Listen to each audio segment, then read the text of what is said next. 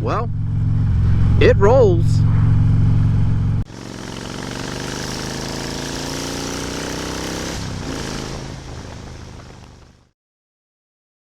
Hey y'all, welcome to the channel. My name is Sean. This is UCM Pigs, and today we're going to be continuing this series, and we're going to be doing a static balance of my wheels.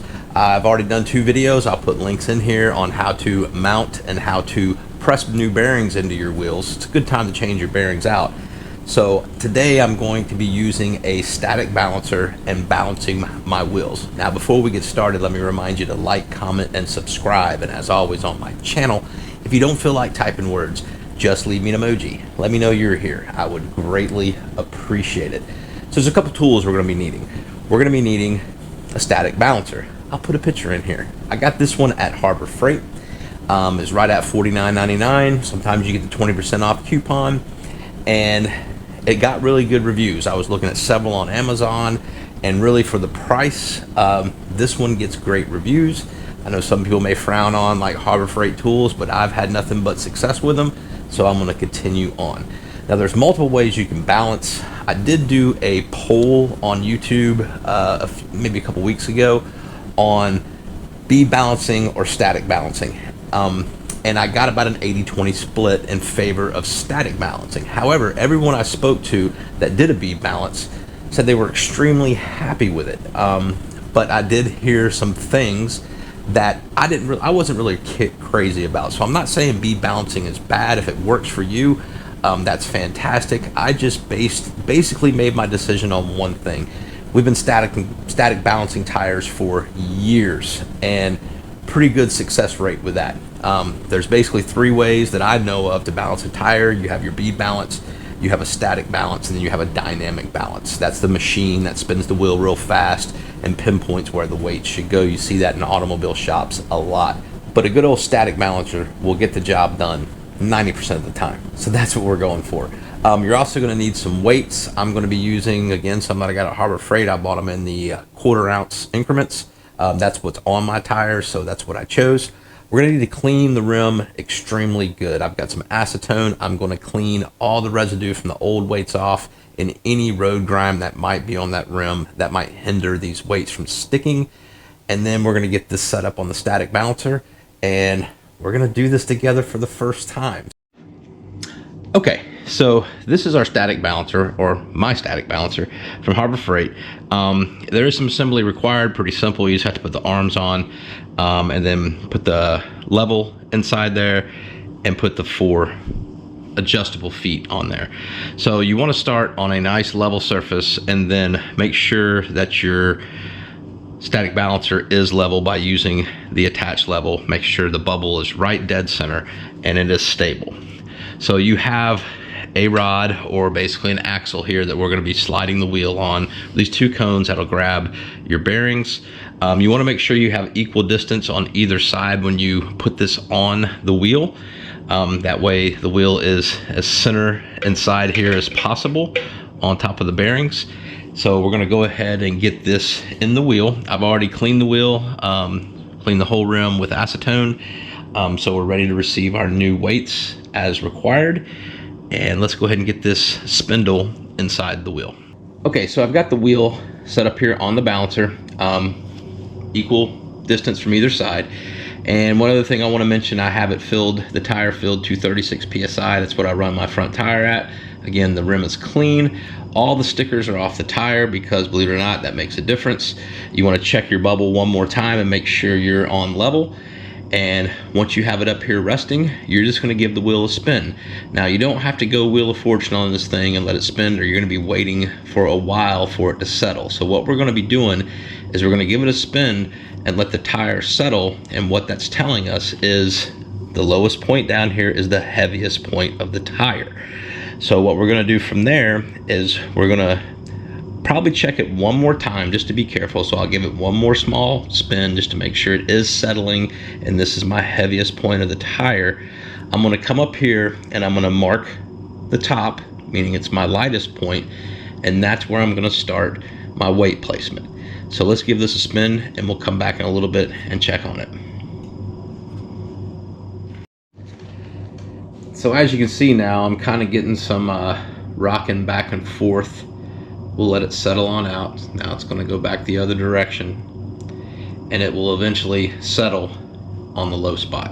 And like I said, I'm going to do this one more time just to verify my true heavy point. It looks like it's falling on the valve stem, which makes total sense. The valve stem is typically the heaviest part of the rim, and like I said, Michelins do not come with a balance dot. Again, I'll reiterate that. A lot of tires will come with a balance dot, and it's usually a red or yellow dot on the tire that you'll line up with the valve stem because the tire is naturally out of balance from the factory.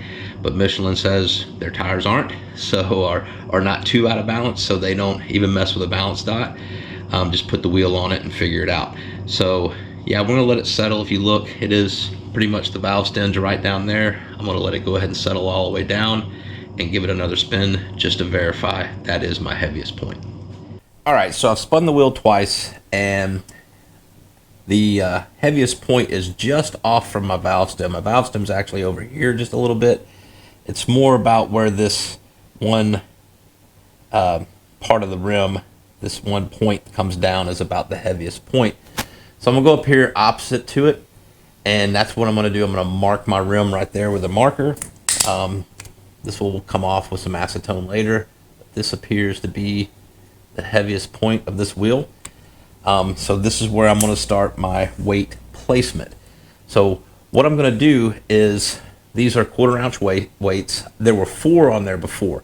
So I'm going to go ahead and add 2 to each side. Now this is a common mistake after reading online that a lot of people do. They'll put all their weights on one side of the rim, and that will mess up the dynamic balance. So you got to remember, we're not doing a dynamic balance, we're doing a static, but we don't want that side to side to be off as well. So we want to try to put equal amounts of weight on either side of the wheel. So what I'm going to do is I'm going to go ahead and cut 2 of these weights off and place them about right here on this side and 2 on the other side.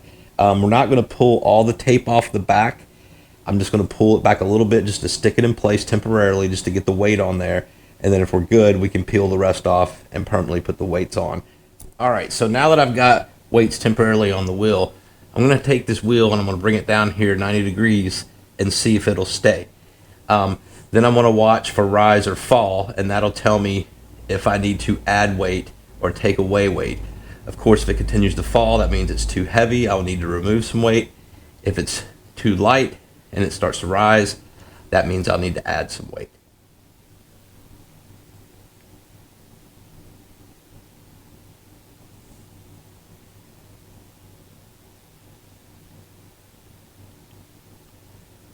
So it looks like the wheel is still rising, and it had a pretty good rise on it. So we're going to need to add probably 2 more weights to each side. All right, so I've got my weights permanently set. I've got 4 1/4 ounce weights on either side of the rim. So if I position over here with the weights right here on the 90 and let it go, the wheel sits nice and still. It creeps a little bit back and forth, but it is pretty much right on. Spin it over here on a 90.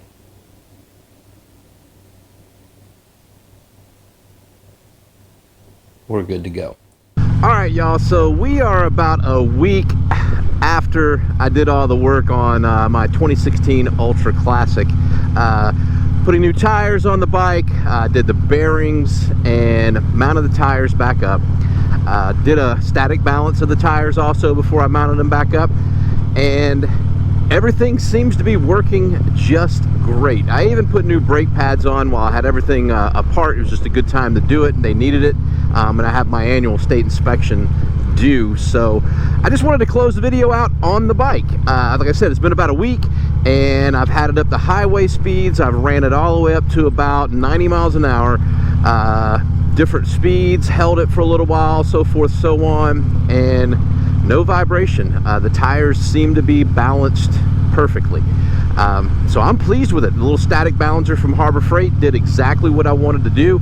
Now, I had mentioned I bought the Harbor Freight weights, and I bought them in the 1/4 ounce increments, and they are like a, you know, silver finish, and my rims are black, so I'm not really crazy about that. I don't know, I might order some black weights online and just replace them. I don't know. It's not a show bike, it's working, so I may just leave it alone. So don't be afraid to do things like this. Yeah, the little Harbor Freight static balancer, like I said, did great.